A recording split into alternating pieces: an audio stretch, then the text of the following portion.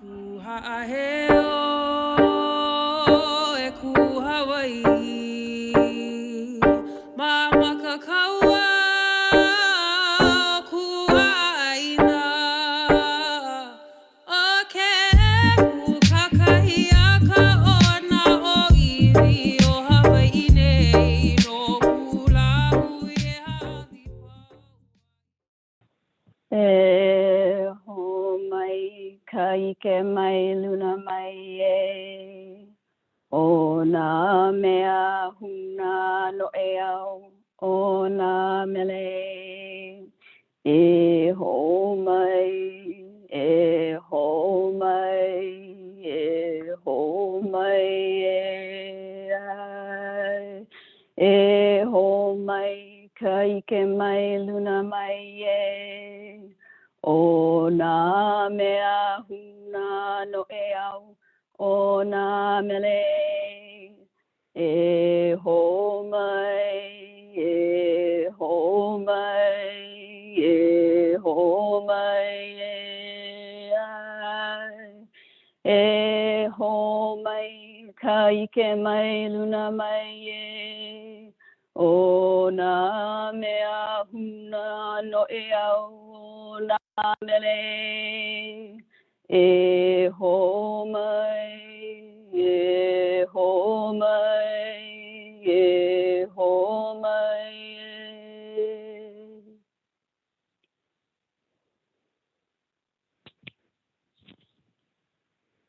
Aloha mai kākou, and welcome today to our final panel of the Poisoning Paradise Film Festival, Defending Indigenous Foodways.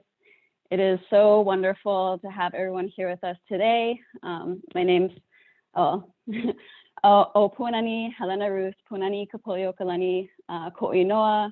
Hello everyone, my name's Puanani, Pua for short, and I'll be moderating this panel. It is a huge honor and privilege to be able to have been part of this event, this whole project, and bringing together so many amazing speakers from all over. And I feel especially excited and just really grateful to have our panelists today, and especially on this really important topic. I think a personal story that I feel connected to with the specific panelists today, and also movements with Indigenous people rising up for their sacred sites, is this legacy of resistance that I think we are continuing to see grow, and just how it's connected to so many different issues and different peoples around the globe. And so here we are today. It's the 5th panel of the Poisoning Paradise Film Festival, and we have really seen a constellation of different people coming together and fighting for their communities and against corporate harm. And so without further ado, I just want to go over some really basic logistical things. So we have a chat feature, and if you could actually just take a moment to introduce yourself and let us know where you're calling in from today. That would be really wonderful. In the chat, you can address your messages to individuals, but also to hosts and panelists, or to everyone. And then I also want to draw your attention to, we have transcription. So if you want to read our words, there should be a CC at the bottom of your screen that you can press.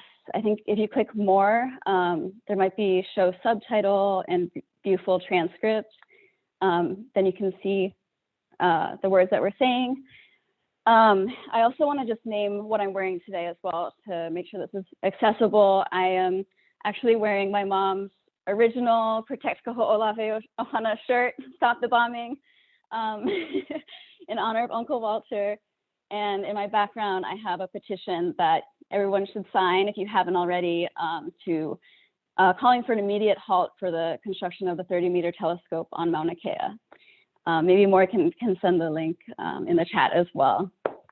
And the last thing is Q&A. So we should have time at the very end for folks to, for audience Q&A. So as questions come up, please feel free to, again, at the bottom of the Zoom, click the Q&A feature and type in your questions there, and we'll get to them at the end.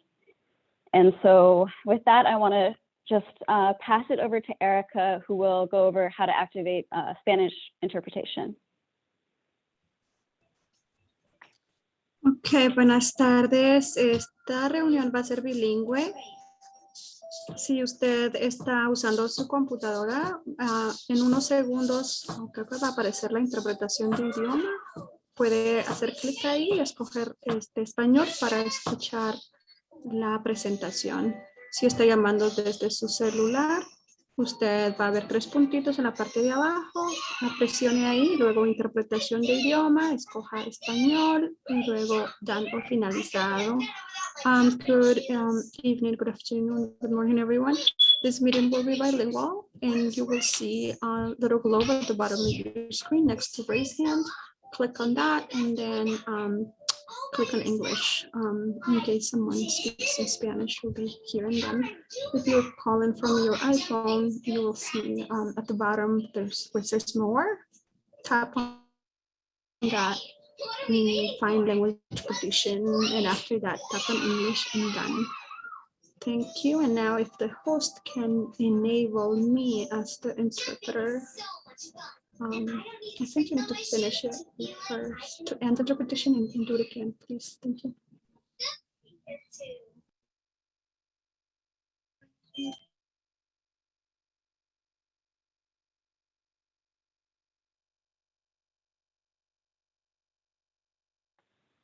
Thank you so much.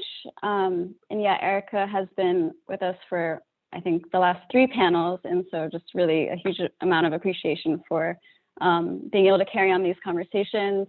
And if folks could just speak slowly as well, it'll help her be able to translate.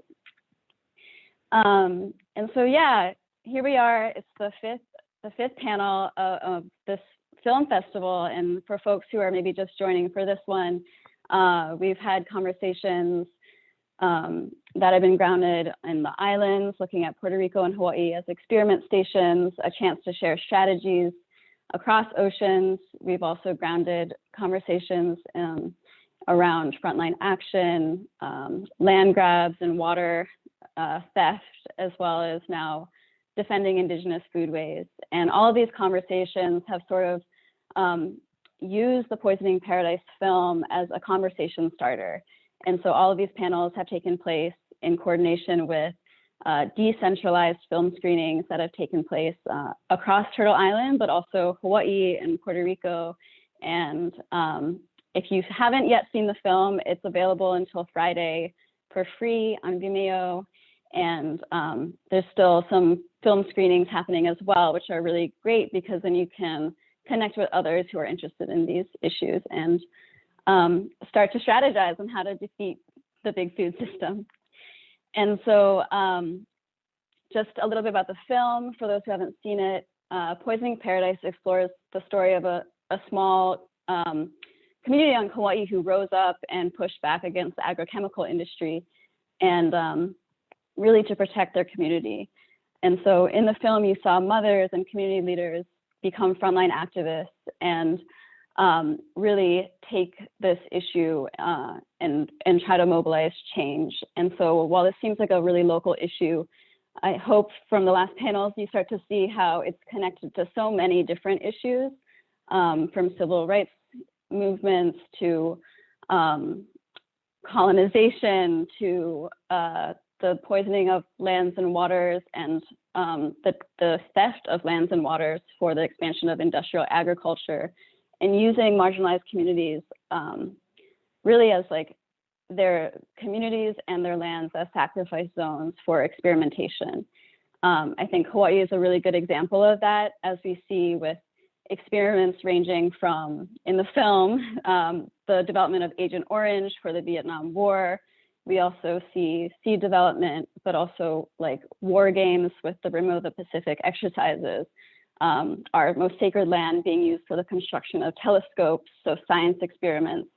And a lot of the lands that are being used for all of these really destructive practices are crown lands. And so it's lands that were meant to be held and are meant to be held in trust by the state, or really the sovereign, for the benefit of the Hawaiian people.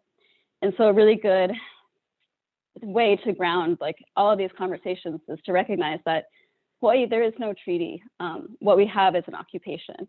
And so it's, in terms of the state, they have ways that they should be doing X, Y, and Z. And then when it comes down to it, it's power. And a lot of the times the state is under the control of corporations.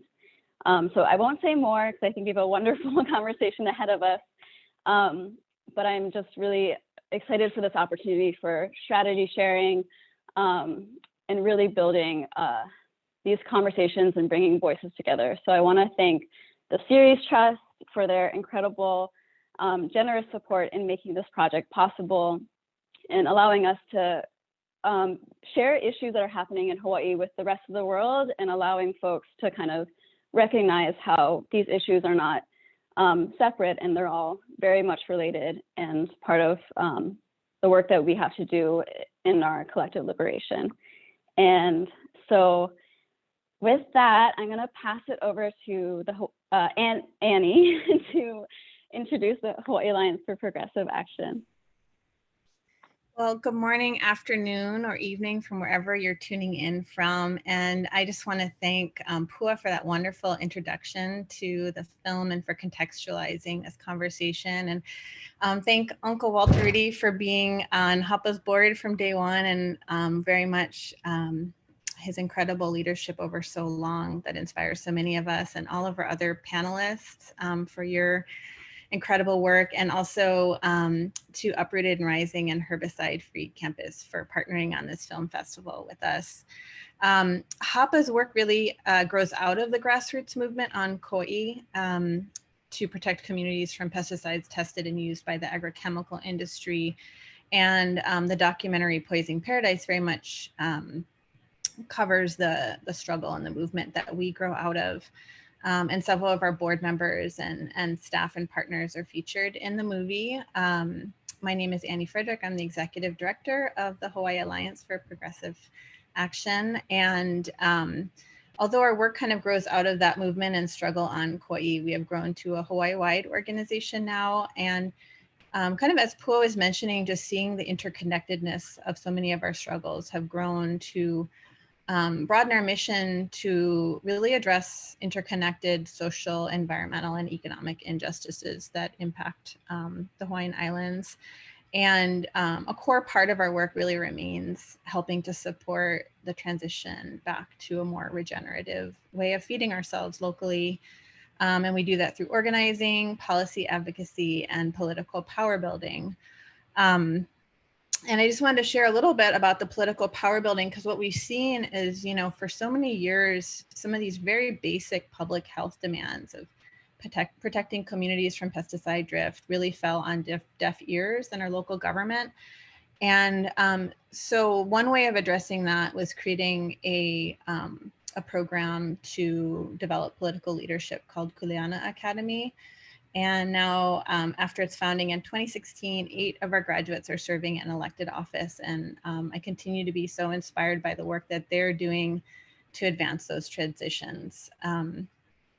So with that, I will turn it over to the next org. Thanks everyone for joining us today. Thanks, Annie. I'm Mackenzie. I'm the executive director of Herbicide Free Campus, and we are a nonprofit that works with students and groundskeepers at universities across the country to eliminate herbicides from schools and transition to organic land care.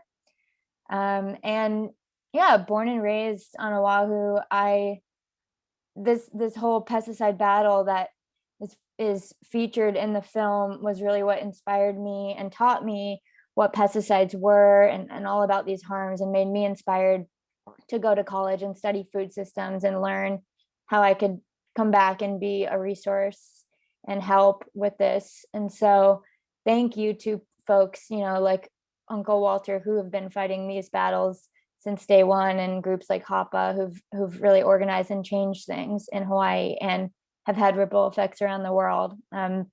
So we're really excited to, this is our final panel. Couldn't think of a better way to end it. It's been really awesome working with HAPA and with Uprooted and Rising.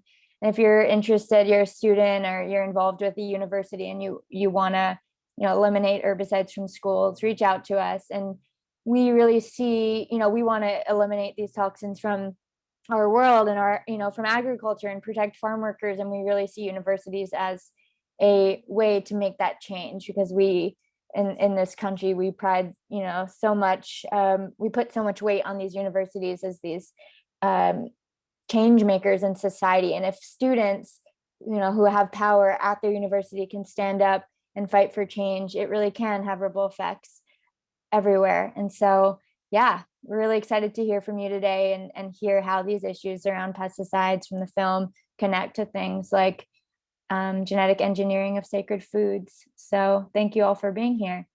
And I will turn it over to Morgan.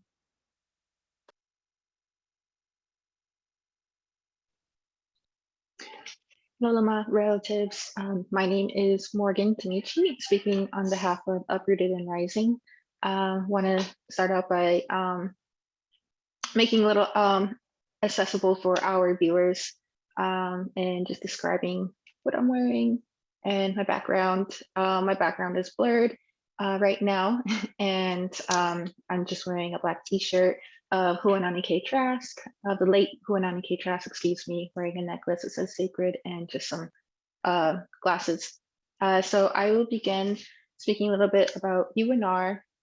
So I've had the pleasure to organize with Uprooted and Rising, and to coordinate this film festival has been a beautiful experience to work alongside amazing partners such as Herbicide Free Campus and HAPA. Just to explain a little bit more about who Uprooted and Rising is,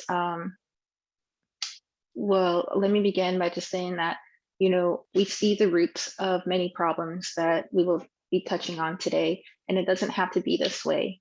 We recognize that we have the power and the choice to change these systems when we come into community like we are now and share spaces to be heard.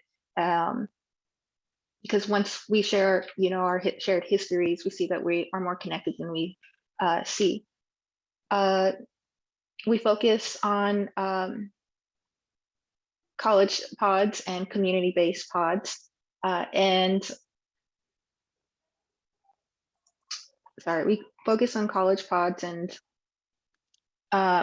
a few of the campaigns that you see with Uprooted and Rising are Campus Food Purchasing and Real Meals campaign, the Block Corporate Salmon, Mauna Kea Protectors. We have a pod with the UC team, which is the UC Davis TMT. And also the UNR has mutual aid and pouring rights. If you would like to learn more about these campaigns, please feel free to visit the website.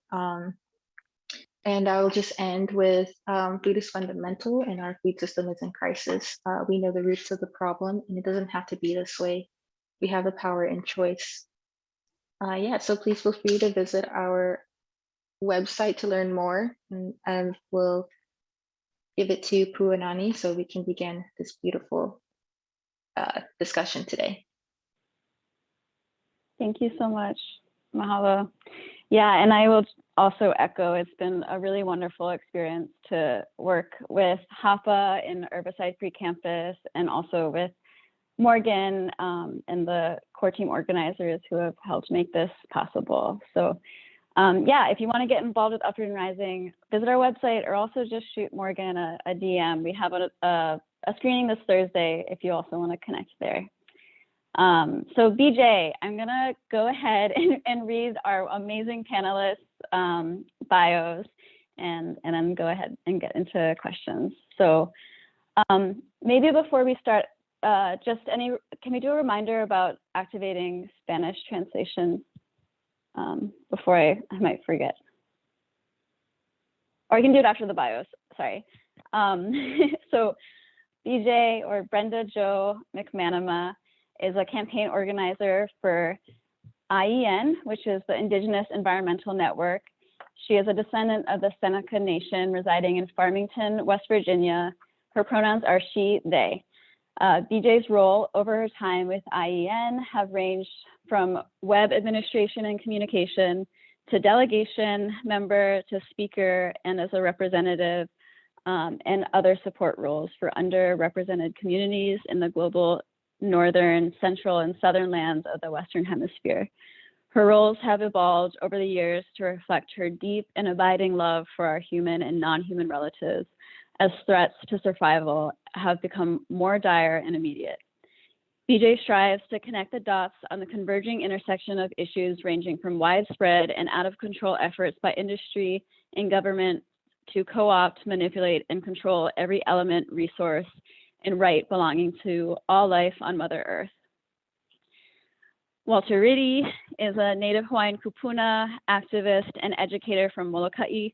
He is the founder and executive director of Aina Momona, a native Hawaiian nonprofit.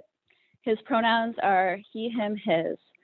Uncle Walter has been a pillar of social activism and aloha aina for over 40 years.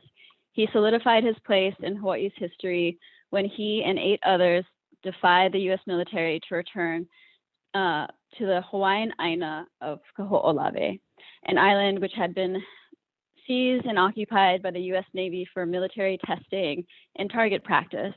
He is a master fish pond practitioner and is largely credited for invigorating the revival of traditional fish pond restoration activities in Hawaii. Uncle Walter has also dedicated much of his time and attention to issues surrounding food sovereignty and environmental health. An active community leader, Uncle Walter has dedicated his life to the protection of Hawaiian rights and the preservation of natural and cultural resources. And then Chairman Willie Frank III, unfortunately, will not be joining us today because he is at the Centennial Accord and engaged with Governor Inslee. So it's a really important meeting that we unfortunately didn't know the timing of until this morning. But I'll share a little bit about his legacy and who will be speaking on behalf of Nisqually and sharing. We have another amazing speaker who will also be joining us today. So yeah, so Willie Frank is the son of the late treaty rights activist and educator Billy Frank Jr. And really grew up watching his father devote his life working to protect tribal treaty fishing rights, salmon, and the natural world they depend on. There was a lot of activism in the 1960s and 70s that we're excited to have with us today. Leanna Scott, who is the 7th Tribal Council member for the Nisqually Tribal Council. She is joining today in Willie Frank III's place because he was caught in a meeting with Governor Washington State. Liana is a brilliant team member and has fished on the river with her uncles and grandpa for years. She comes from a generation of fisher folk in the Pacific Northwest and was recently elected to council. Okay, so with that, now I'm gonna pass it back to Erica to just do a reminder about Spanish translation. I think the audio is getting connected as we speak. Oh, Erica, if you're able to speak. Yeah, thank you. Sí, buenas tardes. Second. En vivo.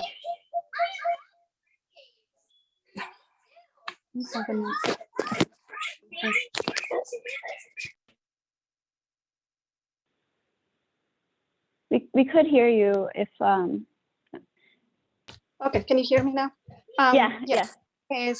Buenas tardes. Este panel está siendo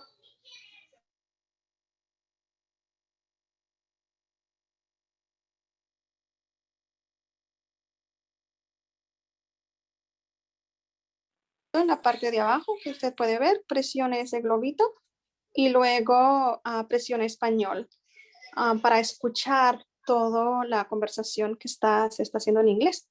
Y si está usando su celular, hay 3 puntitos en la parte derecha, en la parte de abajo, la parte de participantes. presione esos 3 puntitos donde dice more o más y luego busque interpretación de idiomas. Luego escoja español y presione done o finalizado. Again, this meeting is it's a bilingual meeting. So there's a little globe at the bottom of your screen. If you're on your computer, just tap on that little globe and click on English. If you're using a smartphone, there's 3 little dots on the right side at the bottom there. Tap those 3 dots, then you will find language interpretation. Then tap on English and make sure to press done. All set. And again, just a reminder to the panelists to just not speak too fast. So because I'm interpreting simultaneously. Thank you.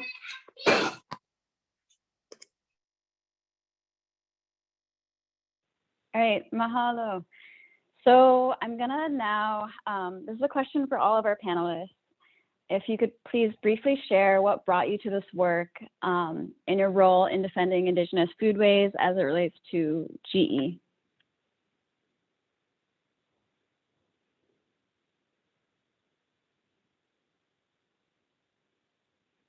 And I can, yeah, whoever wants to go first, please don't be shy.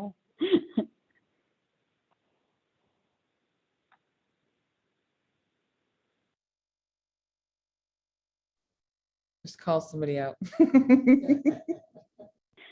right, you're off mute. Go for it, Liana. I got into this work. I don't even call it work. I think it's just our history. My grandfather, that's who I grew up with, and to make it brief, he served as chairman throughout some of our fishing wars, and we have generations that fish here, and over the years of watching this decline, it becomes evident that you're either going to have to change what you're doing to be able to cultivate an environment that's going to be progressive towards bringing species back. It's going to support that. My sons are fishermen, 6th generational fishermen, and I have to do my part. This is how I feel about it. I have to do my part in order to see them to be able to practice their treaty rights, and their treaty rights are sustainability for our traditions and our way of life.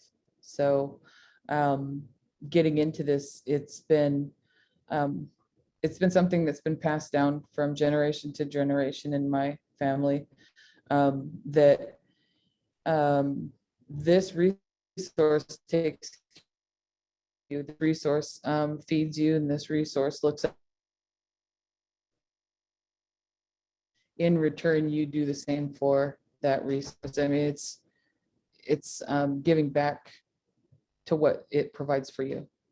So I think how I got involved in this is somewhere along the lines of it being generationally given that responsibility of we are always going to be protectors of this, and we have to figure out a solution for it. So it's our way of life. So that's mine.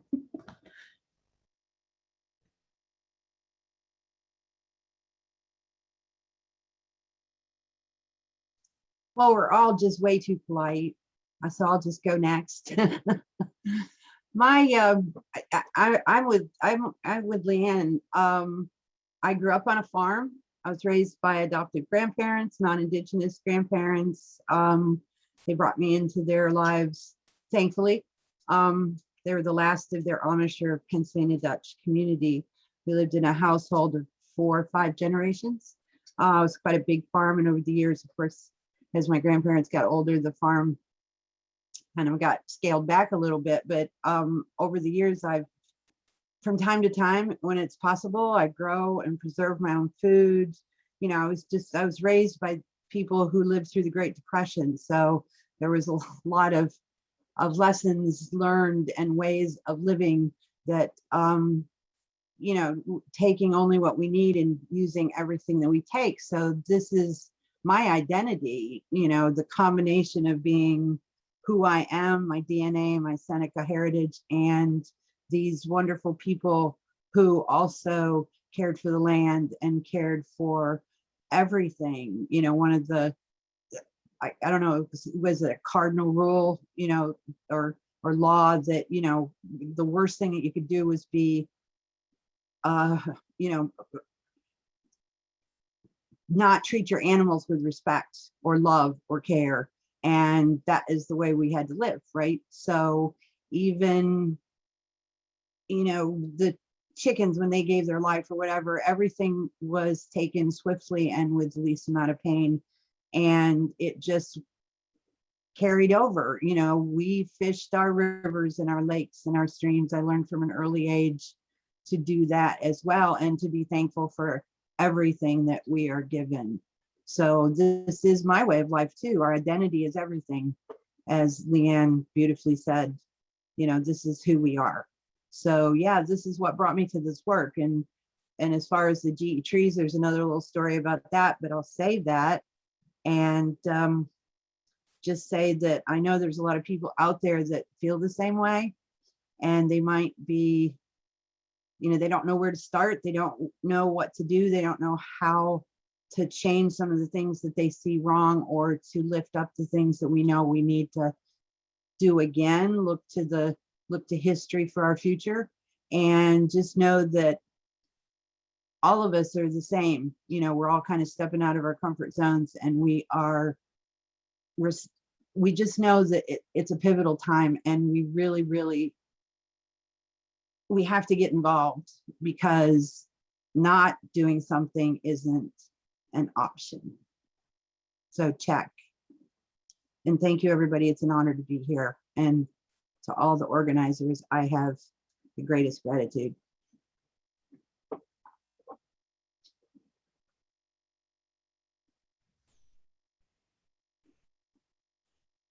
Aloha kako, my name is Walter Rudy. I live on the island of Molokai. My involvement is basically a matter of survival. That's what motivates me. That's what got me involved. When I first got married, trying to raise a family, I got into political hot water. Couldn't get a job.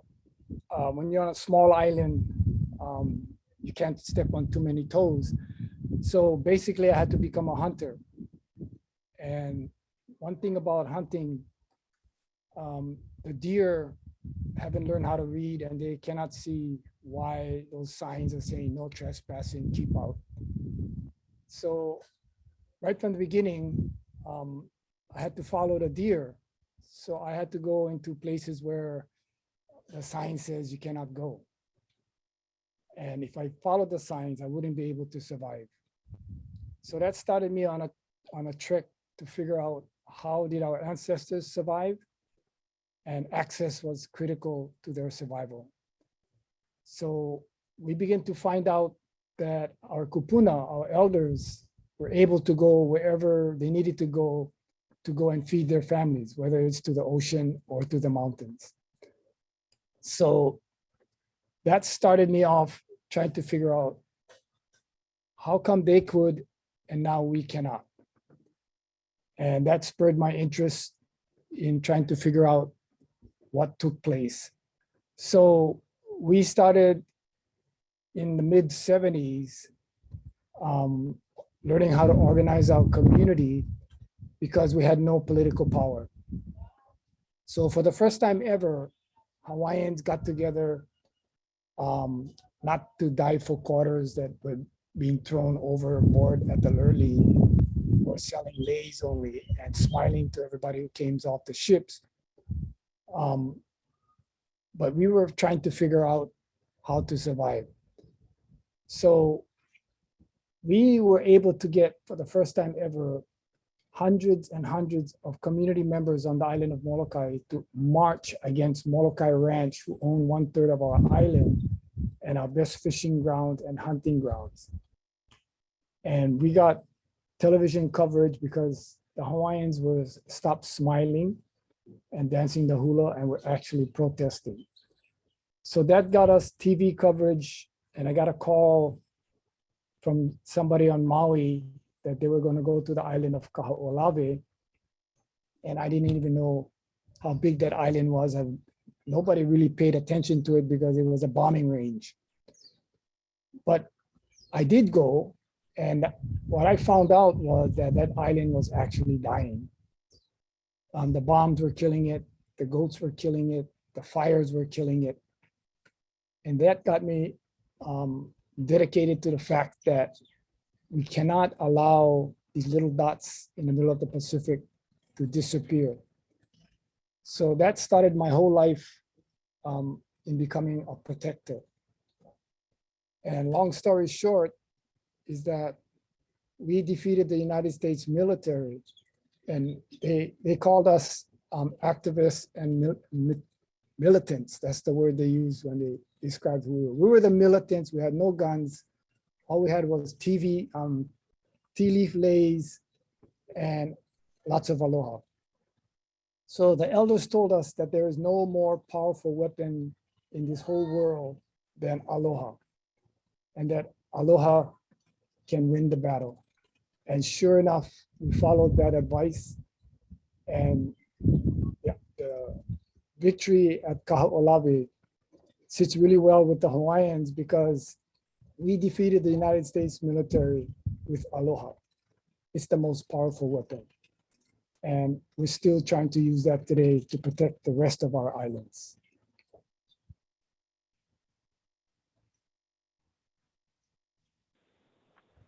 Mahalo. So important, such an important legacy. And so this is another question for all our panelists. So maybe we can do it in the same order. And I also just want to resonate with some of the things that I just heard. I think we're talking about food and this not even work, but practice of defending traditional foodways as really a matter of survival and our way of life, and really not having a choice in this matter. And so the next question is, the film Poisoning Paradise really pushes back against this dominant narrative that we need GE, we need these seeds to feed the world. Can you tell us your experience with the biotech industry and its role in feeding the world, or even feeding your community? And if you want to change the order, that's also fine, because I know Liana is coming in fresh. I don't mind going. So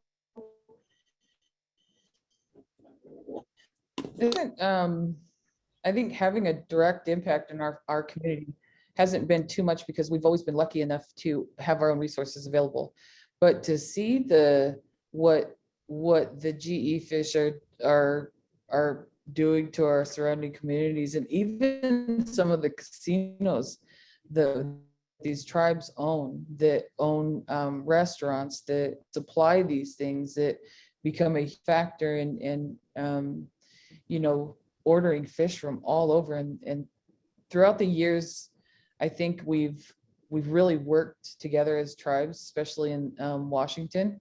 There's 20, we've been to work together as best way we know how possible, sourcing our own resources so that we combat all of that coming into our communities and our businesses, so that we become the facilitators of our own resources that are needed to see us prosper in not just community but our businesses.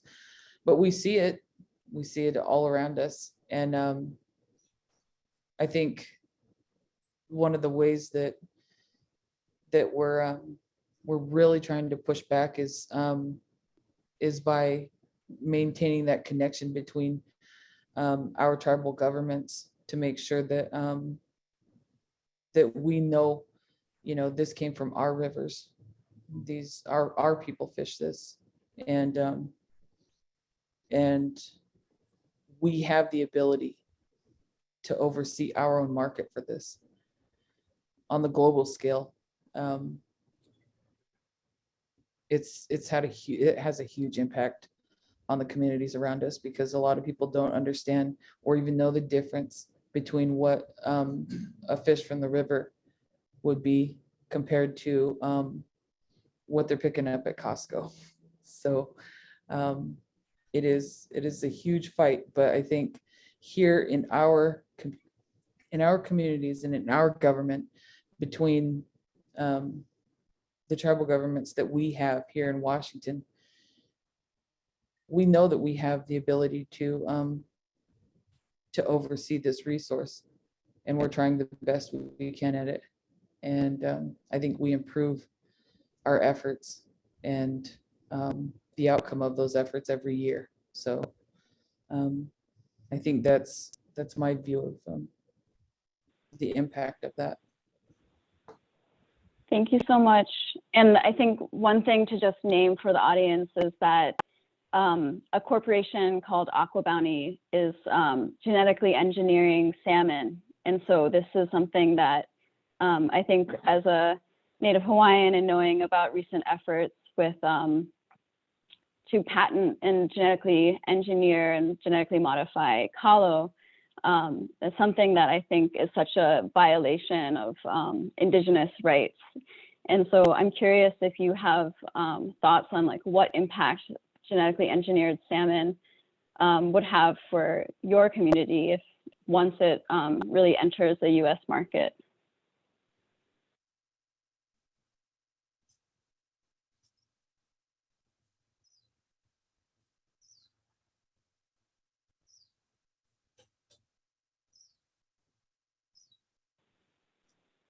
I wasn't Sorry, sure if that was for a me? follow-on for Oh yeah, sorry. Leanne.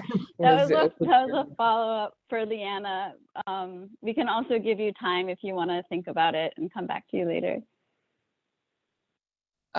Yeah, we're on such a small scale here. We don't, I have just recently heard about Aqua Bounty.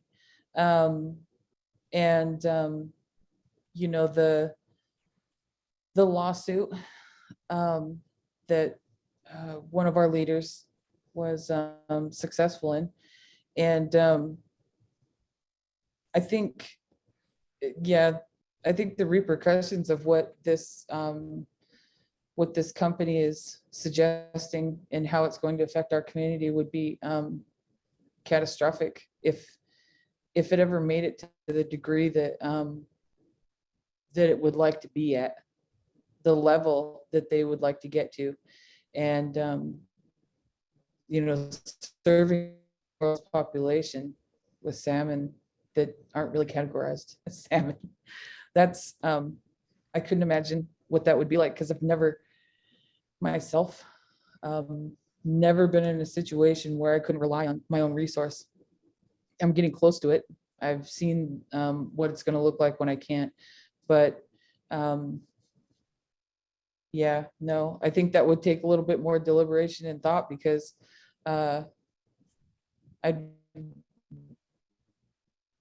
we huge impact to us if we had to rely on something that was genetically engineered and it's not categorized. You don't know what it is. And so for us, when you take in what the river gives you and what it provides for you, you know that it's giving back for this, for what Aqua Bounty is trying to launch and suggest and put in place is, yeah, I couldn't even imagine the repercussions of what that kind of a impact would be. So nope, I guess there's more learning to do on this. That's for sure.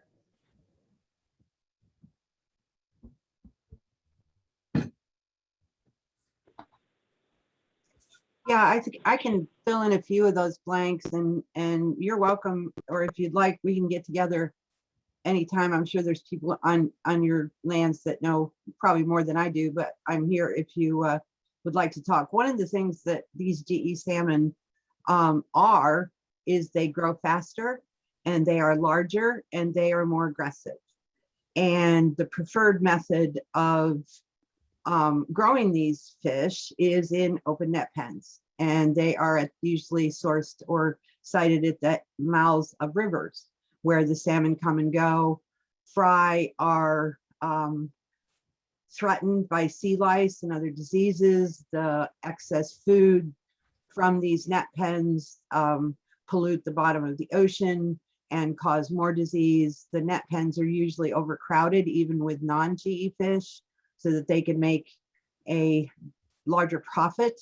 In a lot of ways, being overcrowded just proliferates disease. And so there's antibiotics and there's other medicines and chemicals they use.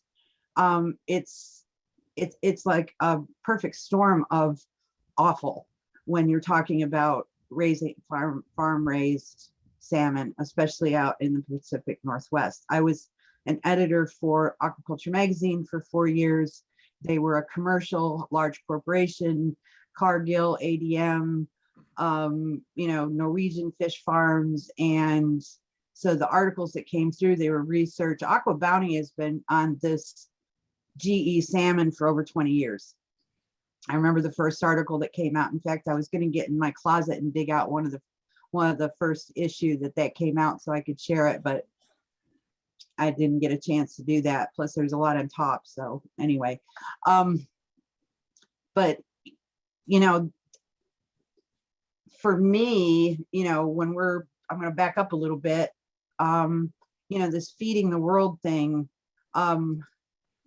in regard to fish farming or whatever, but in terrestrial food, the food, quote unquote, that they are providing using genetic engineering, pesticides, herbicides, petrochemical fertilizers isn't really food. It's commodities. It's soy, it's different, it's corn, it's rapeseed, and it's not food that we put on our table, right? It's for making some of the worst sweeteners in the world, causing diabetes, high fructose corn syrup. It is making prepared foods in boxes. It isn't even food. These things are prepared not by chefs or food people, but by food chemists.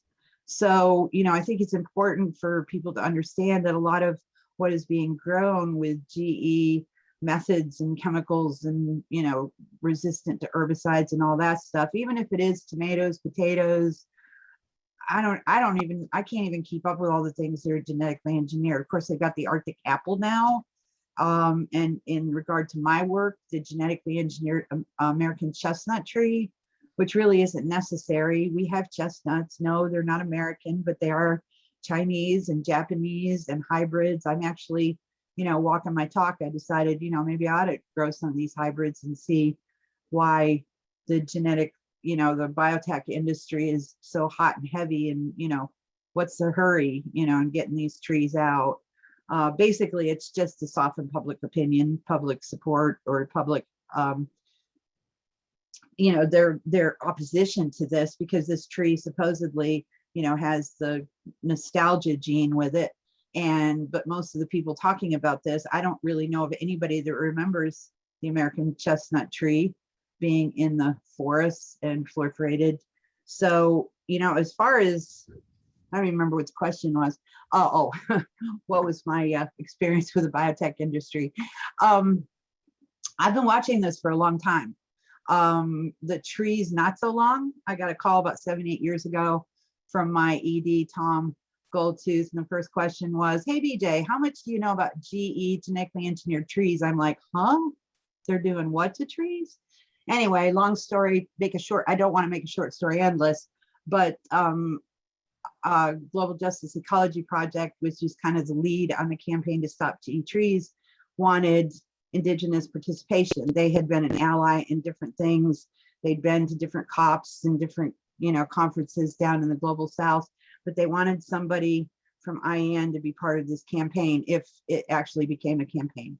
And so we all met out in Berkeley, Center for Food Safety, Biofuel Watch, of course, Global Justice Ecology Project, and World Rainforest Movement, because down in the global south, they knew that genetically engineered trees were going to be replacing just regular tree plantations that are devastating the indigenous and frontline communities down there for different things like palm oil and for biofuels and some other different things. So that is kind of my connection, you know, with GE. But when we're talking about food, you know, we're talking about the forests.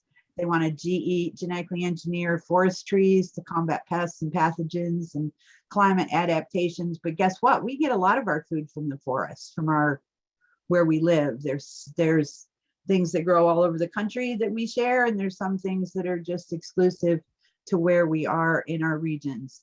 And so if just anybody is allowed to genetically engineer, and it's pretty kind of coming to that, it's terrifying, because anybody with a test tube and a few pieces of equipment in their garage, can perform, gene splicing and, God knows what. It's going to be a free for all out there, and there is some, I don't want to seem over dramatic, but it's terrifying because of the connections to, nothing lives in isolation. I kind of try to make sure people understand this. Our communities don't live in isolation. So what we're doing today and what Poisoning Paradise Film Festival has been doing is so very important.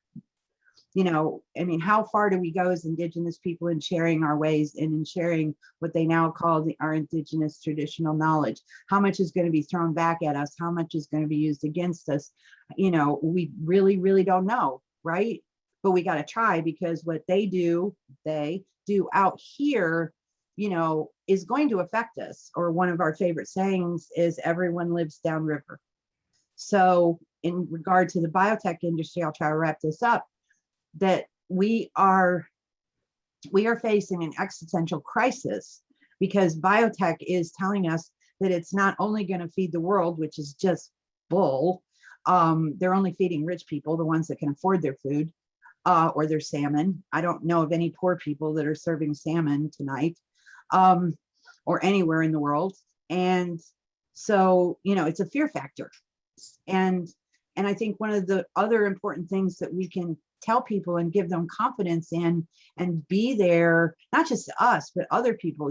I live in a non-Indigenous community. We have master gardeners, we have people that understand, how to grow things here, and all over the country, there are the same resources. So I think the takeaway from this is to eliminate the industrial agriculture, hold on us, or the biotech hold on us.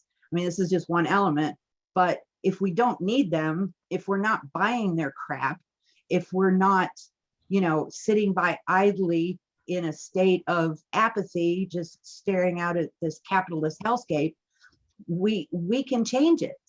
If we're growing our own food, if our neighbors, our community is growing food enough to share, because it's kind of hard right now to grow everything you need for an entire year for a family, but we can change it. And that's kind of my message. I'm hopeful. I'm a hopeful reformist, and I will not apologize for that.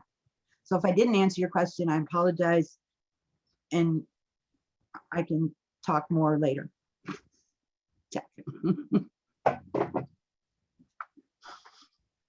I appreciate that. That was really informative. But add on to the question that was asked earlier, I think this is important, why our communities have to work together and be on the same page for this, because we do have the ability to change the way that things, the outcome of what this could be possibly, and it would be catastrophic, especially to our river. Our ecosystem is fragile as it sits now, and with a species like that involved in integrating that into our river right now, it'd be devastating. And so I think, creating those, looking for those opportunities and creating those communications between those of us that have the power to be able to control this and change it. I think that's one of these things that's going to be key for us.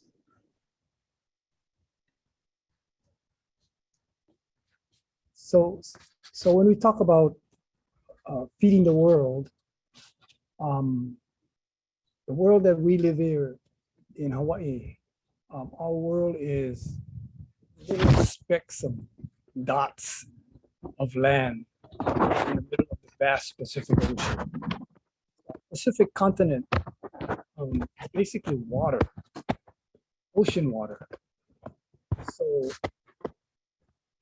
to find the answers to how we're going to survive, which is the key word again for me, we need to ask these people who live on these little islands in the vast Pacific continent, how did they survive for thousands of years with 1 million people living on these little dots? Because we were taught from a very young age that those people that were living here 2,000 years ago were heathens, stupid, lazy, ugly. And that was taught to us in all our schools. So what we're trying to do now is convince everyone who lives in the Hawaiian Islands that if we're going to survive these climate changes that's happening to this whole world, we're going to have to learn how these Hawaiians were able to survive for thousands of years, millions of people in the middle of the Pacific Ocean with very, very little land space. So back then, survival meant you have to feed yourselves. Today, survival is making sure that the ships don't all get clogged up in California harbors and all the truckers not trucking our food so that we can bring 90% of all the food that we eat now in Hawaii to Hawaii. So things have gone really upside down and gone bad. So what are the answers? And what we're doing is we're looking to find out from our ancestors what the answers are. How do you survive? So, I like the thing about the salmon. We have people here in Hawaii that are doing the same thing, but it's not salmon. It's like an albatross. And they said they're going to feed the world, but only if you can afford it. The method is so expensive and so outrageous that it has tremendous environmental negative impacts. So here in Hawaii, our ancestors built fish ponds. So it's not those little ponds, like the pond that we're working right here where I'm sitting is almost 60 acres. So there were no outside forces to feed the amount of fish. Everything was natural. It's a long story about how ingenious the Hawaiians were in feeding their populations with these fish ponds. So the group that I belong to, Aina Momona, is the old saying for describing the island of Molokai that I live on. And Aina Momona is the fat land, abundant land.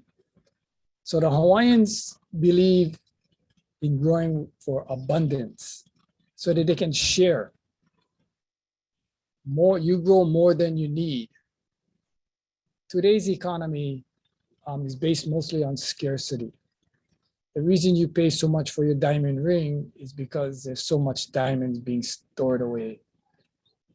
So there's so much lessons to be learned from our elders, from our kupuna. And I think that's going to be where we're going to find answers on feeding the world, is from places like the indigenous people of Hawaii.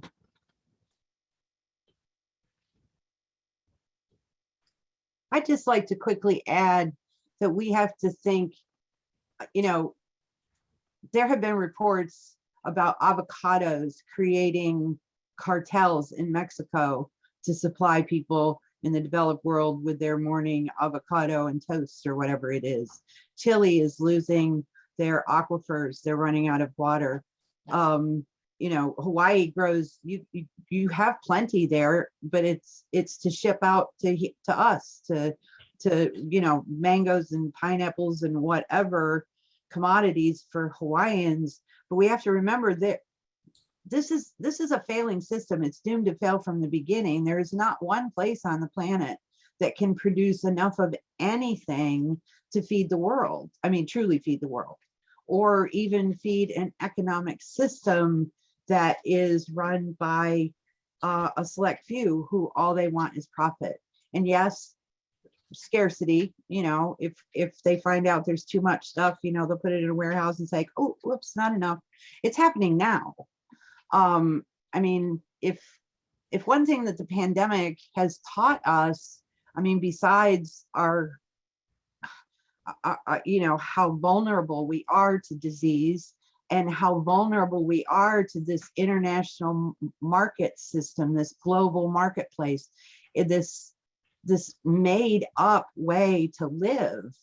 You know, I mean, if there were no ships, if there was some kind of natural disaster that nothing could get to even us, Uncle Walter, there would be a lot of people starving. There would be violence in the streets because we produce so little of what we need, even here on the mainland.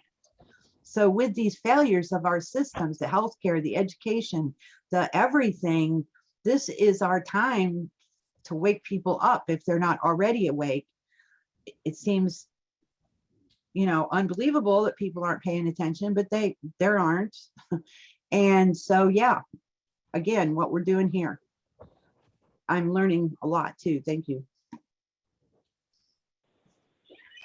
I think it's going to be many small farms that are going to feed the world, not large corporations. That's a fallacy.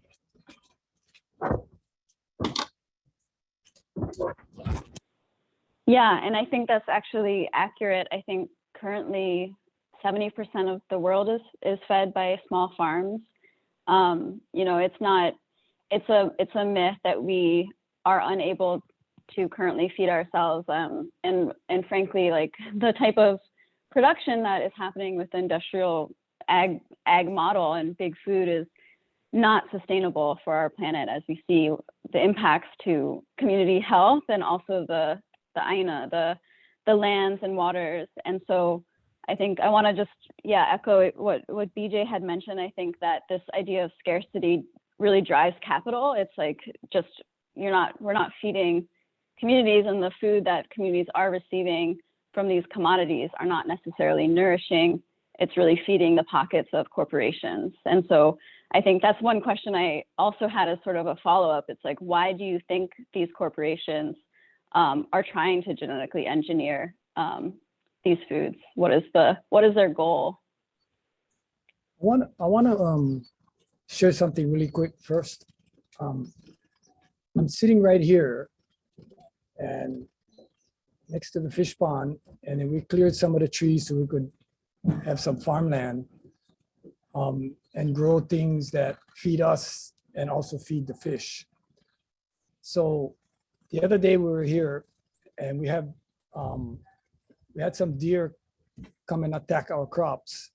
So we shot the deer and we're preparing the deer for this Saturday's feast. And then lo and behold, we set up a trap because the pigs were digging up all our taro patches, and we caught 2 pigs. So we're also preparing the pigs for this Saturday. And then we're picking the ulu from the trees and the taro to provide the starches for our party. And the vegetables come from the fish pond where we have our limu gardens. So it's a true story. It's happening right now. And that's why I believe that if you just stop just thinking the only way you're going to eat is to go to the store and start planting and start doing things, we'll be able to survive.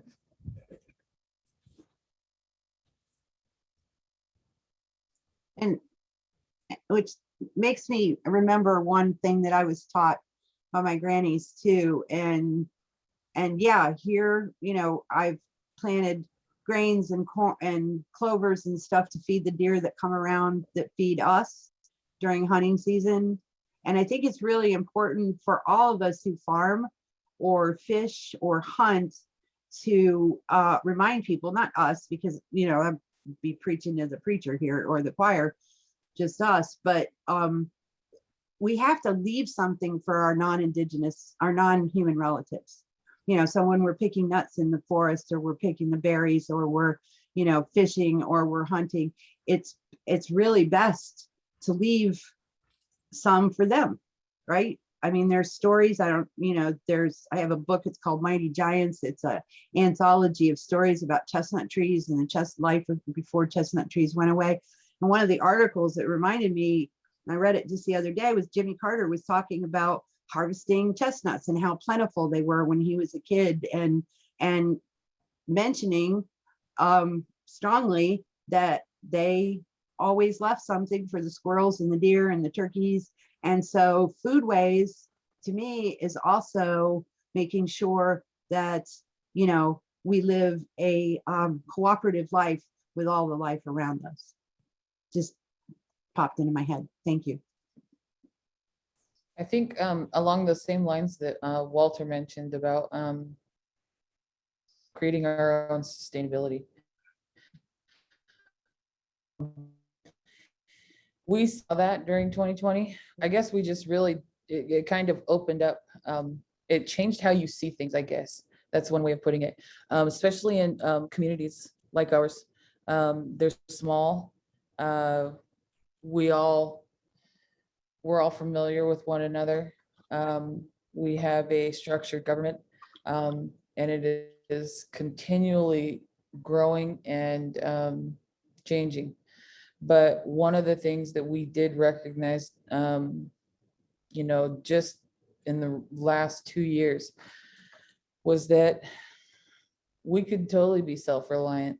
And in being self-reliant, we wouldn't have to totally rely on those things outside of here. And that we have resources, and we need to start taking care of them so that we can cultivate for a longer future, so that we can see things into our grandkids' future. Because it's sometimes I guess there's two sides to how we would combat GE fish or any other food that was genetically modified from reaching here. And that's sustaining ourselves and relying on ourselves to make sure that we cultivate these resources to sustain ourselves. So I think the one thing that we learned was that we have the ability to grow our vegetables. We have the ability to fish our river. We have the ability to fish our waters surrounding us, regarding shellfish. And these things are manageable because they're in front of us, and they're within our grasp, and they're not hard to obtain when they're here. So I think it's a lot of taking care of what we have, just to make sure it takes care of us in return. So I think that's one of the things we learned in the last couple of years. And we've known that our own food sovereignty, which we didn't call it, it was just our tradition. It's been around for hundreds and thousands of years, and we've relied on this. And now it's a huge impact when you realize that something is failing, and it's within your grasp to change it. So it's an eye opener. But no, I think that's one thing that we learned, was that we can be self-reliant. We shouldn't be afraid to be self-reliant. We should be teaching our kids that there's things that are going to have to be taken care of years from now. in order for us to keep the sustainability going. So I think that's, of all the questions that were asked today, I think that's just something that it's all wrapped up into one, just taking care of ourselves and our people. Thank you. I want to shift a little bit now to kind of think about strategy sharing, and really, I think this interesting shared history that I sensed and I'm curious about with the activism in the 1960s and 70s with both the Nisqually and tribes in the Pacific Northwest with the Fish-ins and fish wars, and also the Protect Koho'olawe Ohana. And really the role of civil disobedience in each of your works, whether it's a legacy and history of it or current tactics, as we think about just defending the sacred and also protecting Indigenous foodways. So I think I'll get more specific. I think for BJ, if you could share how this comes into play with the Indigenous Environmental Network, and even if it has played a role in the campaign to stop GE trees, or if you just want to share more about that campaign. And then for Leanna and Uncle Walter, if you could also share about that history. I think for Leanna, if you could share about what the Fish-ins were about, maybe about the tribal fishing rights, what happened, what did that mobilize, and maybe even if you know where that came from, what inspired that. And the same for Uncle Walter with Huialalo. I think you shared a little bit earlier. So protect Mauna Kea, or really, I think how did you defeat the UH's patents for genetically engineered kalo, I think would be a really important story to share as we think about strategy sharing. So I know that was really broad, but I'll leave it to y'all to answer the ways that you would like to. Mahalo. Well, I'll go, I guess. Direct action, nonviolent direct action is a huge element of our opposition overall, community opposition to whatever's coming their way, whether it be, fracking or mining or pipelines. I mean, I think people have seen it pretty starkly over the last few years, beginning with Standing Rock and the large marches that we've had in New York City and Washington, D.C. And, sometimes we think, well, it's not doing much good, but it has raised awareness, and it has brought us alliances and allies and resources. And even with our foodways, if we're talking about our foodways or our lifeways, there are things that are connected to it. Again, we don't live in isolation. So planning to grow our own food, or planning to, take care of our fisheries or our wildlife that we harvest to feed us, there are elements that are significantly impacting that, with the pollution of our air and our water, with the oil and gas and plastics and petrochemicals, the fertilizers and herbicides and pesticides that are devastating Puerto Rico and Hawaii. They come from up here in the Gulf or in the Appalachian River Basin. The new word for us is the Shale Crescent, because we sit on the Marcellus and Utica shale fields. They're planning 5 new, what they call cracker plants, but basically they're just refineries where they heat the natural gas to a temperature that cracks the ethylene molecule away from the natural gas, the methane that goes into making nurdles, little tiny itty bitty plastic pieces that is now, is molded with industry, in all the single-use plastic that is clogging up our rivers and our oceans and killing our seabirds and our sea mammals and our fishes, because there isn't enough food now in the ocean to feed them. So they mistake this plastic for food, and we find them dead on the beaches filled with plastic, or the microplastics that you and I are ingesting, because it's in our water and it's in our air and it's going into our food. And so again, we can do all kinds of things for ourselves, you know, to plant our organic gardens and to do all this. But if we do nothing about these other elements of this screwed up economic system, then we're just spinning our wheels. You know, it doesn't matter what we do for just transition. If these 5 cracker plants and all of the plastic manufacturing is built out here along the Ohio River Valley in what is called West Virginia, then we all might as well go on vacation right now, because it's not going to make a darn bit of difference. Because, you know, they're going to be putting billions of tons of GHGs and pollutants into our air, and it'll come to Leanne's community, it'll come to Walter's community with the trade winds. You know, we're all downstream. So it's a lot, and it's a lot to ask people. But I think the key is to keep your ear to the winds and or to the ground, and your eyes to the horizon, and watch what government and industry is doing in your own area, whether it be forest clear cuts, whether it be, you know, another fracking pipeline, whether it be carbon capture, use and storage, which is another issue altogether. And it takes a lot to keep up with all of this, but it is holistic. That's what I do. I work in the intersection of making connections so that people understand that it isn't just one thing. And the microplastics are making us sick. Most everybody eats a credit card size piece of plastic every week. They either eat it, drink it, or breathe it.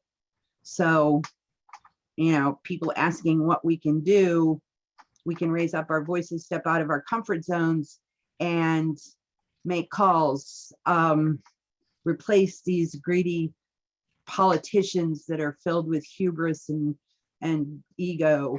And at some point, I hope I live to see it. I hope I live long enough to see it, where the systems do change. So I think that's it for me right now.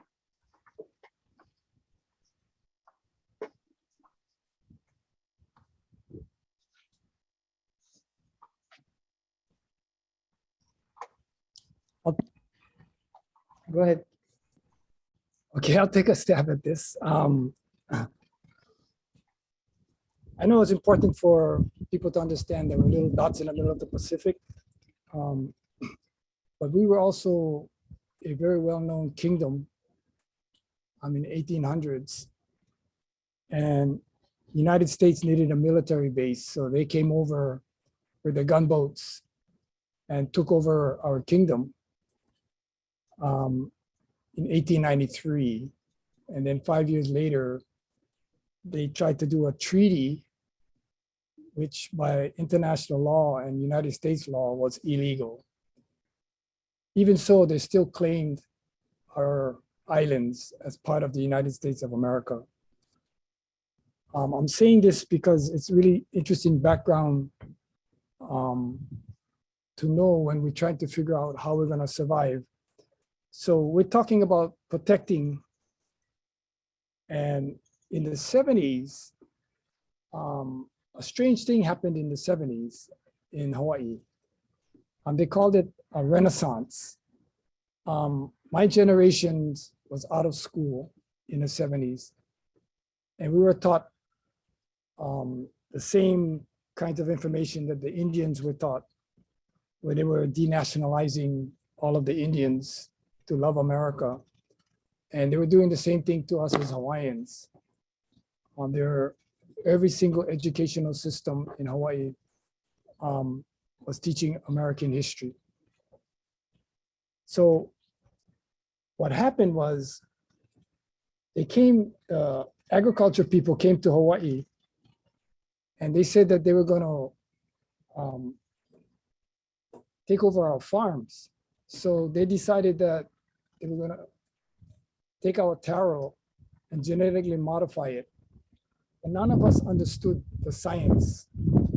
But what we did understand, because in the 70s, we started learning our true history and started listening to the elders. And we started learning about our food. And we found out that not only with the food that we're eating was important, but we were all related. So when they decided to modify our taro, Hawaiians know that the taro was the firstborn. So the taro wasn't just food, the taro was our elder brother or elder sister, but they were the firstborn. And they were going to modify our firstborn.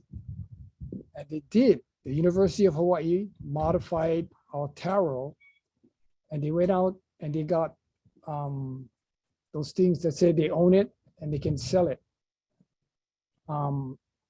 Patents. They patented the taro. So they patented the taro, and then they were going to sell the huli, the parent, to us. In Hawaiian culture, you give away the huli. So you can keep planting and planting and planting, and it all relates back to the original firstborn elder brother. So this is what woke up the Hawaiians. Nobody understood all of this scientific talk about genetically modifying the plants. But we did understand when they said, now they're gonna own our eldest brother.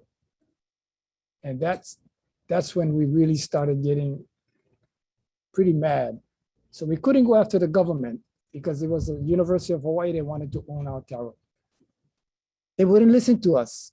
So what we had to do was, when the Board of Regents from the University of Hawaii came to a meeting, we chained all of the doors so they couldn't come into the building. And we put up our kapu sticks, which means you cannot pass unless the sticks are taken away. And the reason we did that was because they refused to talk to us. So we refused to have them go to their meeting until they talked to us. And when they talked to us outside, the television cameras was able to pick up the conversation. And we had a huge argument about them owning our taro and having a patent. And that, or it was the researchers who owns it, it wasn't the university, blah, blah, blah, blah. Long story short, because we had this argument out in the open and everybody was listening, they lied about the ownership. So we actually got the patents. They gave us the patents and we tore them all up. So that was when the Hawaiians really got interested in this whole idea of these chemical companies that were now on our farmlands, and what they were actually doing was harmful to the land and harmful to our future generations and harmful to our health.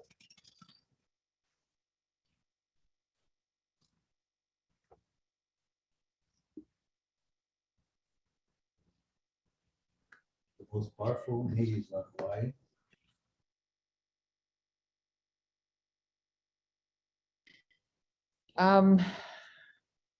Okay. So I think I'm gonna touch on what my grandpa used to talk about, which was when he started fishing. I believe he was about 8 years old. There wasn't much of an outside influence on our river. And the population out here was, for the most part, next to this river, indigenous. We were Nisquallies and other surrounding tribes. And there wasn't people out there trying to tell him he couldn't do this. He learned how to do, he learned without any kind of obstacles. And when we started seeing, and this is from his accounting, and I'm sure that, there's a lost, there's a lot lost in the elders that we lost along the way that were there for this. So I'm going to talk about this as best as I can through what was taught to us when we were kids growing up. The fishings happened before even Willie and I were here. But from what our history tells us and what our families tell us is that the fight for sovereignty was what those fishings were about. That our local government saw a resource and decided that it wasn't going to be a right of ours. It was going to be, they were going to give us a privilege of fishing on one day, fishing for 2 hours, fishing for only sustainability, fishing for only in certain areas. And the opportunity to capitalize on that resource, on a resource that belonged to the indigenous peoples here, is what catapulted the whole we're going to start telling you what you can and cannot do on your own land and on your own river.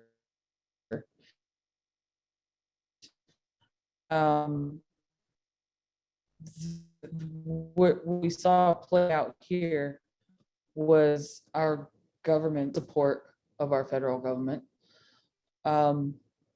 saying that even though you've lived here for all these years, and even though you've been here for all these years, and this is one of the resources that sustains you, you're going to follow our rules, and this, we're going to lay it out for you, and it's going to be justified by us giving you a piece of paper that says you cannot do it. You'll go to jail for it. The fight for that was monumental.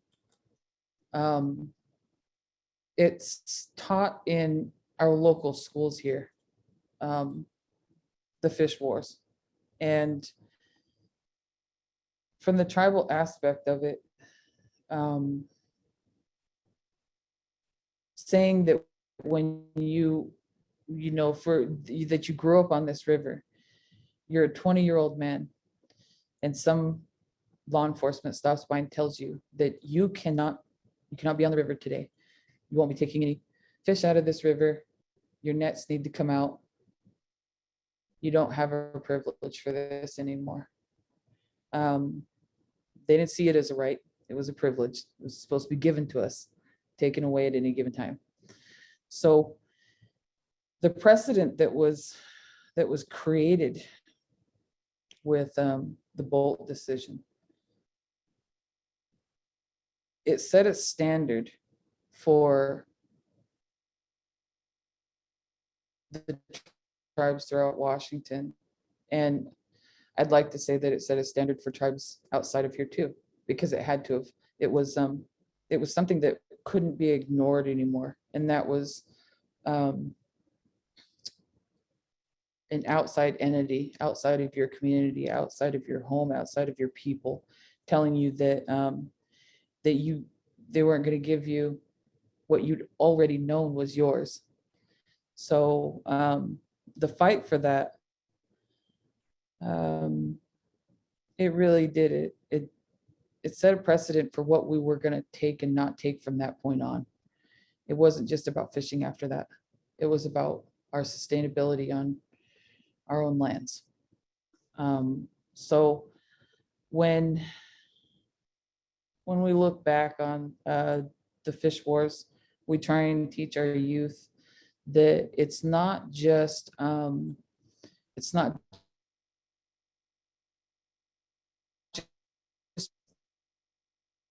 about how we're to take care of ourselves, and that nobody besides ourselves, besides us, are going to determine how that's going to be implemented, because it's our responsibility to take care of ourselves. And this is something that I have to teach my kids to this day, is that the problem of self-sustainability is not just, it's not just personal to this community. It's personal to everything that surrounds us.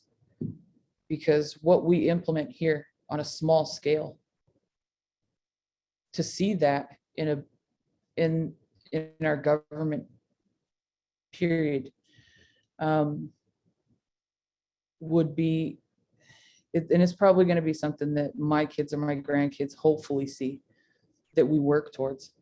But the sustainability of this community and the surrounding communities and our local tribes, the communication between local government and our tribes, those are things that we're going to always have to cultivate, because they're always going to change.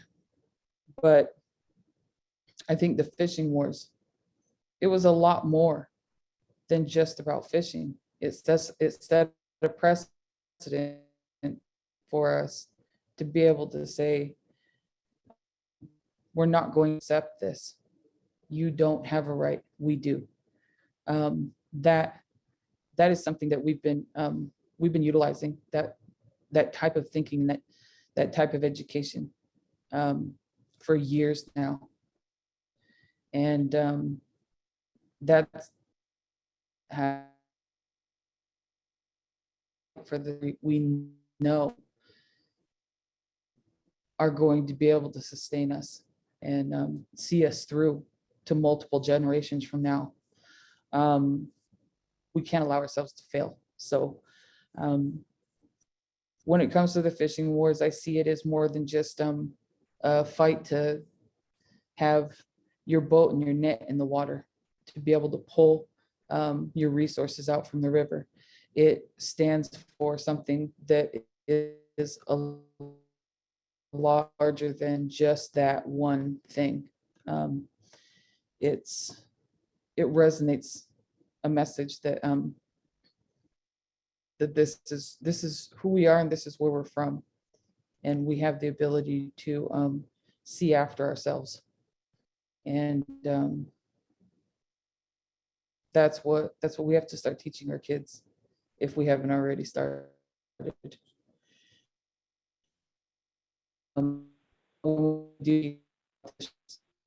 It is not just one rated message. It's what the bigger picture is. The reason why these people fought, and the reason why they went to jail for this, the reason why they were beaten, the reason why their kids were taken from them, their houses were torn down. There were a lot of repercussions for standing up for yourselves, but this is the end result. So I think that, look at the fishing wars, we look at the fight to stand up for ourselves, for self-sustainability. So I think that that's one of those things that that we're always going to look back on, is the to get where we're, and everything from this point forward is worth it. So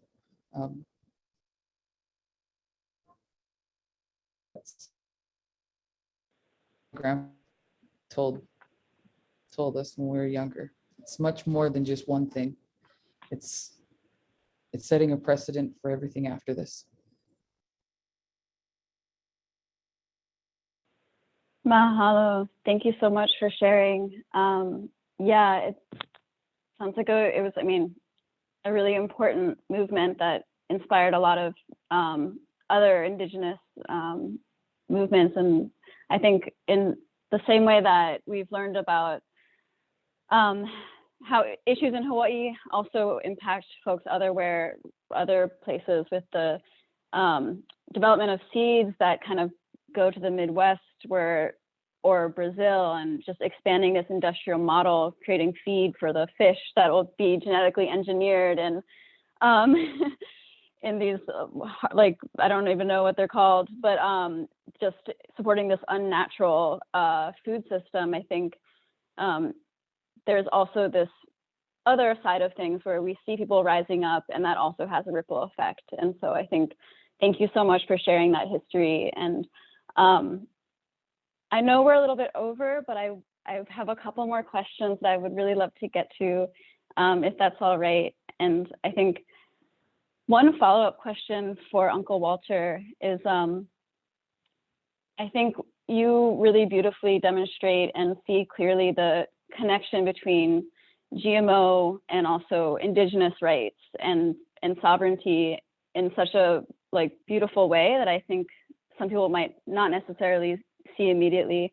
And I'm curious what your take is in terms of the connection between protecting Indigenous foodways and also the protection of Mauna Kea and Kaho'olawe. Yeah, at first, when I first learned about GMO plants and I started trying to understand the science that went along with it, I had a hard time. And I started helping them by carrying signs on the highway saying no GMOs and all this kind of stuff. And then I was on Maui holding up the sign against GMOs, and this car that came by with all these local guys in it yelled at me to go back where I came from. And I was thinking, wow, something's wrong with this picture. You know, there's no relationship between the local guys and this new threat that has come to Hawaii. Because nobody could understand the science and nobody could see the links. So I decided to try and figure out, okay, how do you do this? And that's why when we started protecting the taro, it was so important. It just opened up the doors for people to understand exactly what was happening, that our elder brother was being threatened. They was going to make merchandise out of him, sell him and all this kind of stuff. Today, we have a lot of the protest leaders, a lot of them that was at Mauna Kea, also now are participating and helping this whole idea of stopping these farmers, chemical companies who are now calling themselves farmers on our precious lands. So the biggest chemical companies in the world all decided, I don't know if they were at some cocktail party or wherever, that they would come to Hawaii because now they can have more than one season to grow their stuff. So now they have, you know, multiple seasons that they can make more money. And they all came to Hawaii. And nobody could understand what the hell was going on. These huge companies started buying up all our farmlands, and they bought not only the farmland, but they bought our legislature. I mean, we went to the legislature and couldn't get one single hearing, nothing. They wouldn't even hear it. So we had to be really extreme. We yelled and we screamed and we walked in offices and banged their furniture around and threatened the governor. And we did outrageous things. We marched with thousands of people every single Saturday. We marched in the month of March, and thousands of people marched. So we had to do all these crazy things in order to get past this shield that these huge mega industrial chemical companies were farming in Hawaii and the damage that they were doing. So the good thing about our family on a small little island of Molokai was they made the mistake of coming right next door to my house. Oh, that pissed me off big time. And we went to the legislature. We did everything in our power to organize ourselves to fight these guys. And it was a huge, huge battle. That's why people are going to watch this movie, right? And the movie shows you one aspect of the battle on Kauai. And it's an excellent, excellent movie. In depth, what people had to do. We were there helping, and it was like crazy what you as an ordinary person have to do in order to get anything done in the political arena, because money is so abundant, it's so hard to penetrate. So I want to, at this point, tell people, you guys got to watch this movie, because we can talk all we like, but if you actually see what went down and the kind of commitment it takes to protect what you love, to protect your land, to protect your future generation, this is the movie that you gotta watch. I don't know if I answered your question, but I really wanted to watch that movie. Thanks. No, that was great. Yeah, and I think I want to really also have the chance, because I've heard this before. It's like when I've heard the people say that genetic engineering is a false solution.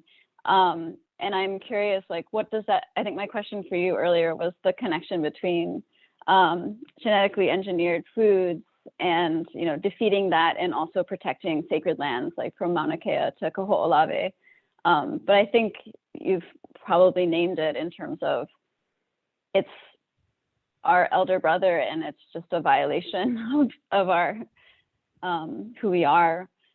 But if you want to speak to that, go for it. I also have a question in terms of really just getting to what are the real solutions when we think about GE as a false solution.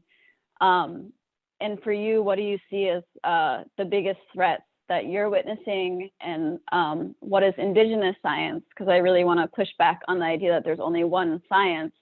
What is Indigenous science telling us to do at this moment? Well, I don't know if it's science.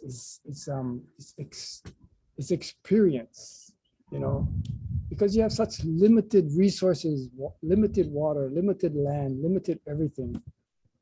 The relationship between you and nature is the key. Nature it becomes not only the firstborn, your elder brother. It becomes your very essence. It's hard for me to explain using words to explain it, but anybody who's going to threaten your future generations' ability to survive on these little dots in the middle of the Pacific is going to have to go through you. You know, you have what the Hawaiians call kuleana. Kuleana is like a huge obligation that we're born with as Hawaiians. We have the responsibility, the kuleana, to protect the things that keep us alive in the middle of the Pacific for the future generations. Our kupuna gave us a lot of the resources intact. And our generation, I'm really ashamed of our generation. Kamehameha School did not teach us to respect our resources. They taught us how to be lawyers and businessmen and how to survive in America. So now a lot of that is changing, and we begin to realize the longevity of our responsibility. The Indians have the same thing. When we talk story with them, when we talk about 7 generations, it's the same concept. It's not just you and the now that you're responsible for. Your kuleana is to give more and better to the future generations to have and to work with. So I didn't go directly into your answering your question, but those things are on my mind.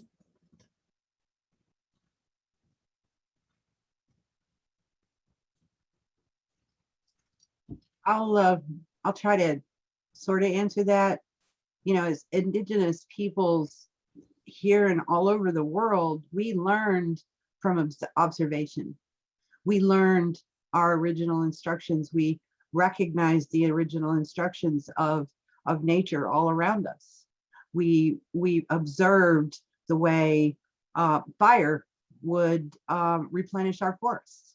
We observed, you know, our non-human relatives healing themselves, maybe by eating or just providing nutrition by eating, you know, certain roots or herbs or berries. Or we watched maybe a bear who was injured go to the river and apply mud. Or, I mean, there are so many ways that our people understood the natural world around us and how everything works together.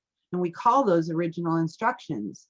When I, speak sometimes in, growing food or food sovereignty, I talk about original instructions, because if we look at a tiny little seed, and I use like broccoli, right? It's not a traditional food, but the seeds are minute. They're like smaller than little chia seeds or, poppy seeds. And from that tiniest little seed grows this beautiful, nutritious green plant.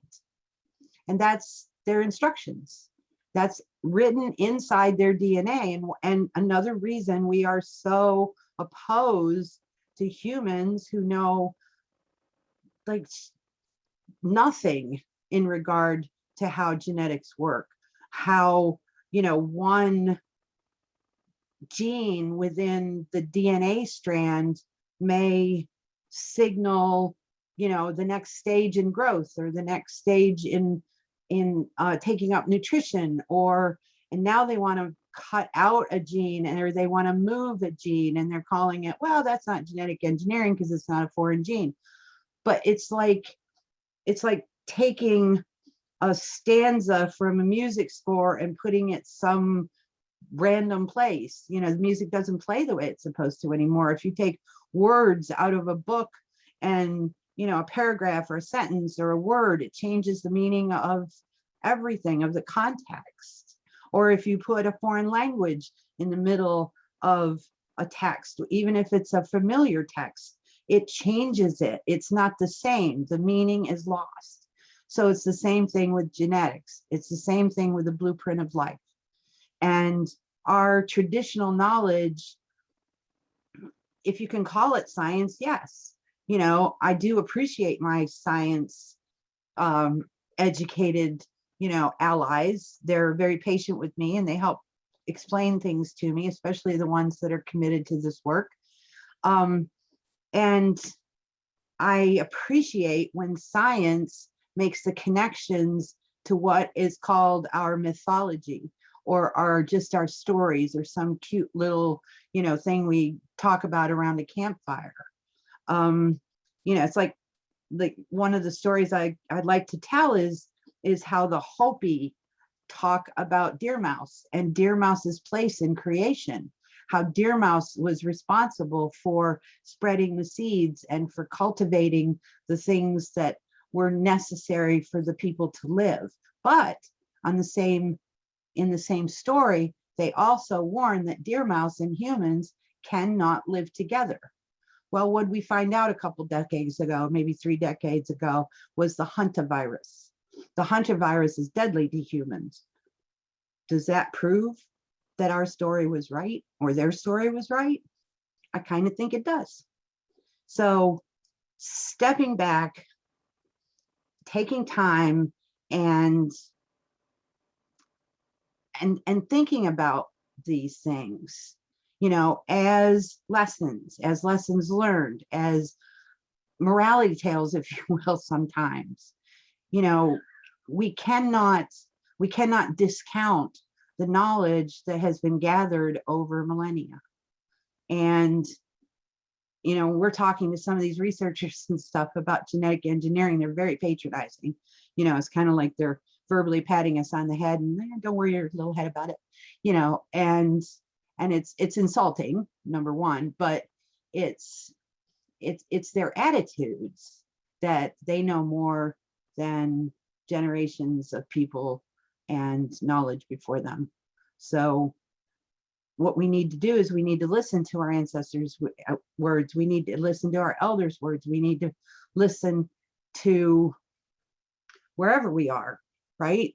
The people that know what's going on, whether it be Uncle Walter in Hawaii, whether it be Leanne and her relatives out in their lands, or my peoples up in the Northeast woodlands.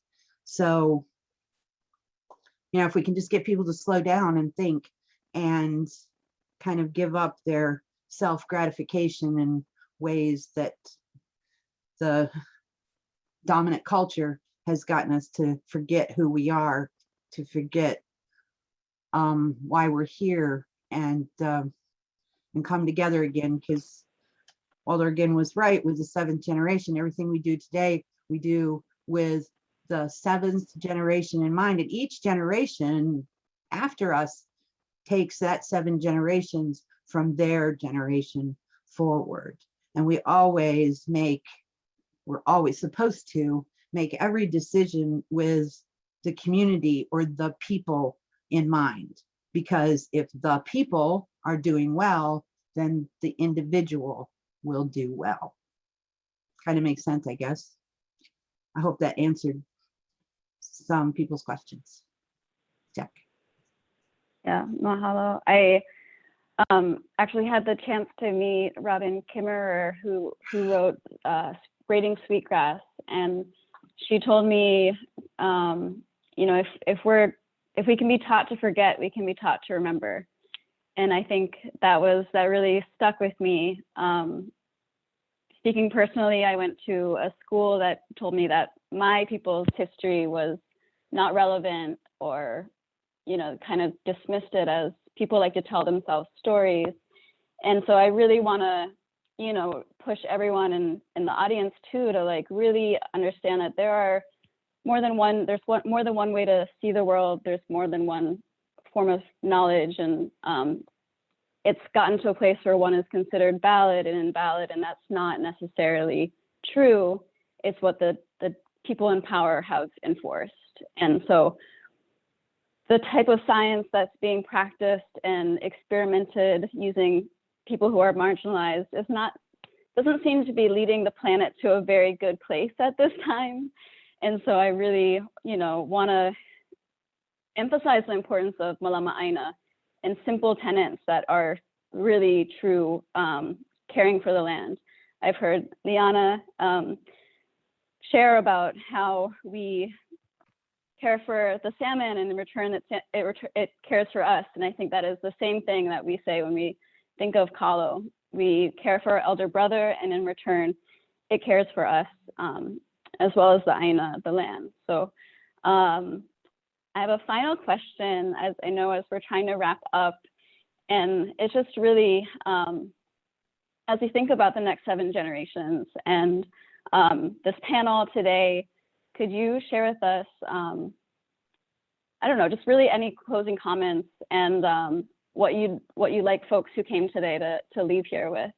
And also if there's any call to actions or ways that folks can support your work. But yeah, just closing comments and what you hope people have gained from this conversation.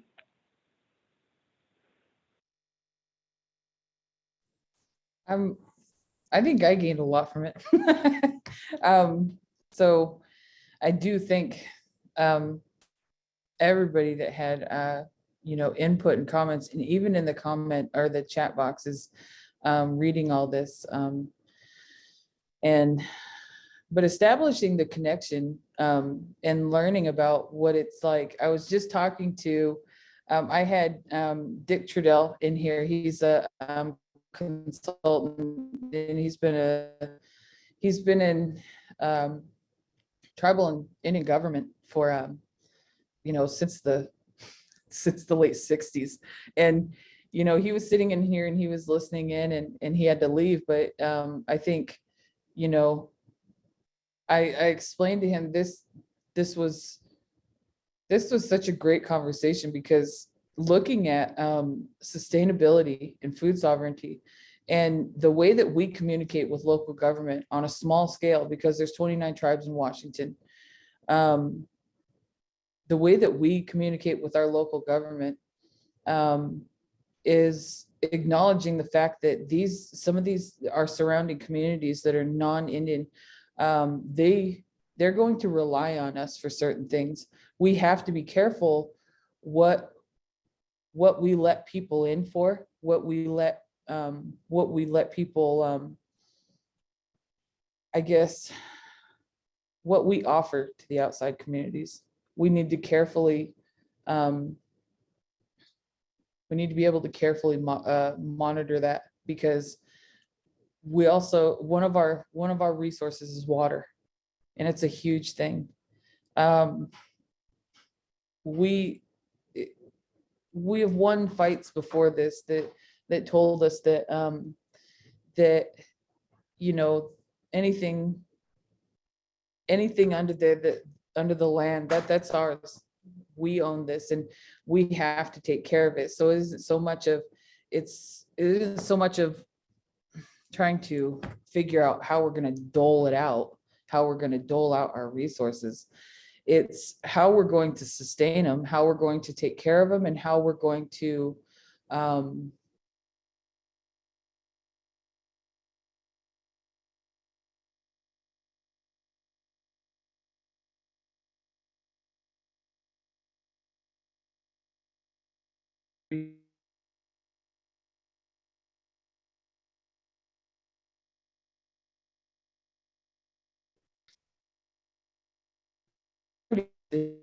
as we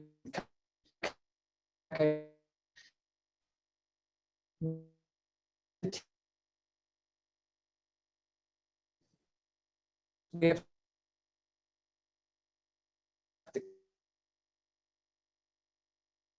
to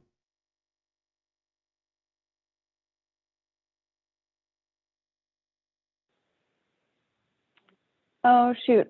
I think there was a connection issue. So hopefully Leanna can return. That's a bummer. And I think we can pass it on to the next and hopefully she'll be able to return.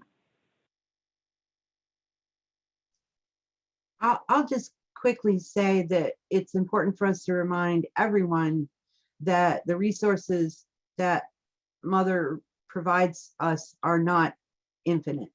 No resource is infinite. If we pollute the air, we have no more clean air. If we abuse and waste the water, that is definitely not an infinite resource. It is definitely finite. And along with our foods and what is provided to us, and the only ways that it can be preserved for the future generations is for us to care for it. So I don't know if that's, you know, it seems kind of like a simple thing for many of us, but it really isn't for a lot of people, as we can see with the way things are being wasted. I mean, criminally wasted, whether it be single use or limited use things that are produced and sold to us and discarded like nothing. And so, yeah, you know, we just got to keep that in mind. And the last thing I think I want to tell people is, you know, it was reminded to me by my sister, my Lumbee sister, Donna Chavez, that, you know, we've been intentionally scattered across the lands with the relocation policies. And, you know, like my uncles and cousins who went to the big cities to work the high steel, or as my husband says, you know, we're away from our people because we had to follow the herds, you know, we had to follow the harvests, and we're everywhere. And that's what my sister said. She said, we're everywhere. And so, you know, lifting up our peoples, lifting up the ways of Indigenous peoples from different areas, from different places on the planet too, because of immigration and all. We need to uplift, and we need to encourage, and we need to empower the people that have the knowledge and have the desire and have the energy and wherewithal to contribute to a better future. Thank you.